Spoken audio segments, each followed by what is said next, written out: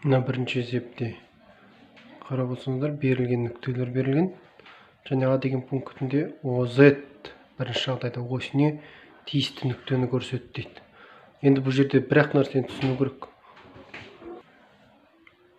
ОЗ-те жату үшін Z ғана болу керек бұл берілген нүктенің. Қалған координаттар 0 болады. Демек, көріп тұрғанымыздай С нүктесін қарасаңыздар, С нүктесінде оның X мен Y міне 0-ге тең. Демек, С нүктесі тиісті ОЗ осіне. Енді сәйкесінше жақшаның ішіндегінде жазып кетейік. OY осіне тиісті нүкте қайсысы болады онда? Мынаны дұрыстап қарайық. OY-ге тиісті болу үшін оның X мен Z 0 болу керек. Ол бір-ақ нүкте, В нүктесі.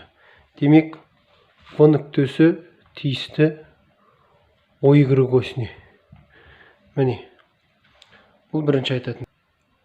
Екінші А деген пунктін қарасаңыздар, OXY жазықтығына тиісті нүктені тап дейді, жазықтығында жатқан. Енді дұрыстап нүктеге қараймыз. Нүктеге қараймызда бұл жерде OXY деп тұр. Демек, XY бар, ал Z жоқ. Мына жерде Z жоқ болып тұр. Демек, Z жоқ, XY бар нүкте қайсысы? Сол осы жазықтықта жатады. Демек, көріп тұрғанымыздай А нүктесін қарасаңыздар мұқият. А нүктесін қарасаңыздар. X мен Y бар, бірақ Z жоқ. Демек, А нүктесі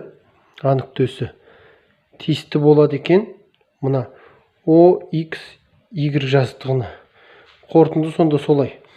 Қай нүкте жоқ болса, сол жатыр деген сөз, жаңағы XY жазықтығында. Енді қай нүкте OXZ жазықтығында жатыр. Енді OXZ жазықтығында жату үшін қай нүктелер, қайсылар жоқ болу керек, қай координаттары? OXZ. Демек, Y жоқ болу керек. Y жоқ нүкте бар ма? D. Яғни X мен Z бар, Y жоқ. Демек, D нүктесі тиісті болады жаңағы OXZ жазықтығына. Міне, осылай нүкте қай жазықтықта жатқанын анықтауға болады. Енді кеңістікте енді жаңа көрдік қой, С нүктесі ол бізде Z жазық, Z осінің бойында жатыр. D нүктесі В нүктесі Y бойында жатыр. Енді E нүктесіне қарасақ, 3 координаты да бар. X да бар, Y да бар, Z да бар. Барлық әртүрлі сандар. Бұндай жағдайда бұл нүкте ол кеңістікте орналасқан нүкте болып табылады. Ешқайда ана жазықтыққа да тиісті емес, мына жазықтыққа да тиісті емес, осыға да тиісті емес. Міне бұл таза кеңістікте жатқан нүкте. Яғни бұл үш жазықтықта бойында жатқан жоқ. Енді осы кеңістікте жатқан E нүктесі қайда жатыр десе, кеңістікте дейміз.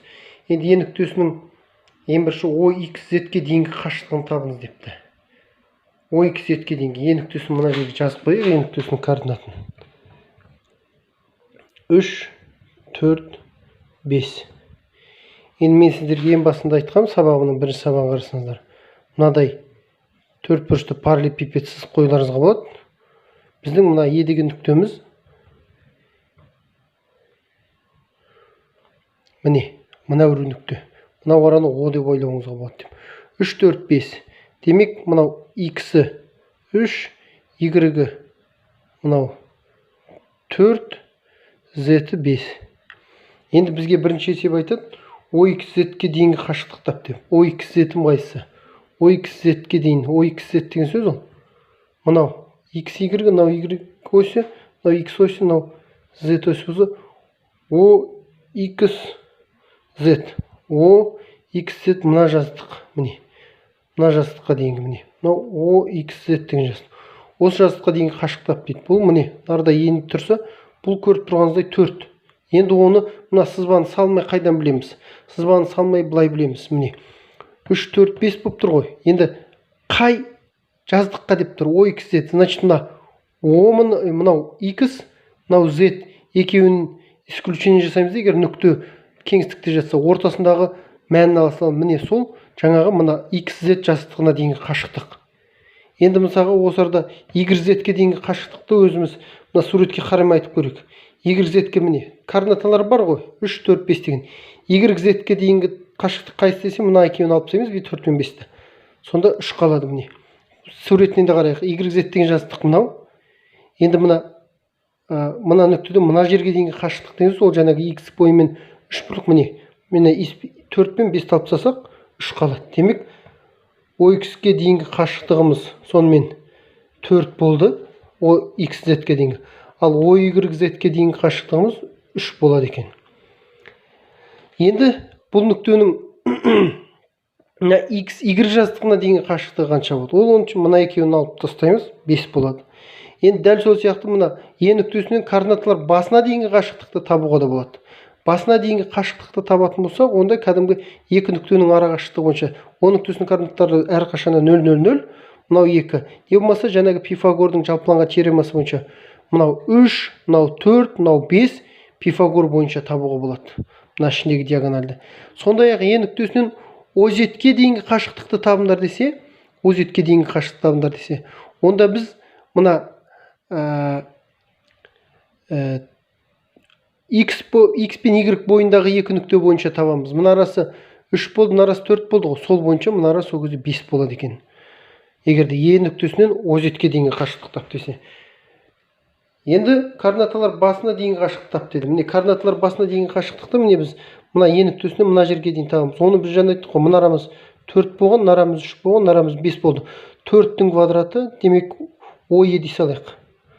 Ол 4-тің квадраты қосылған 3-тің квадраты қосылған 5-тің квадраты. Міне осы болады.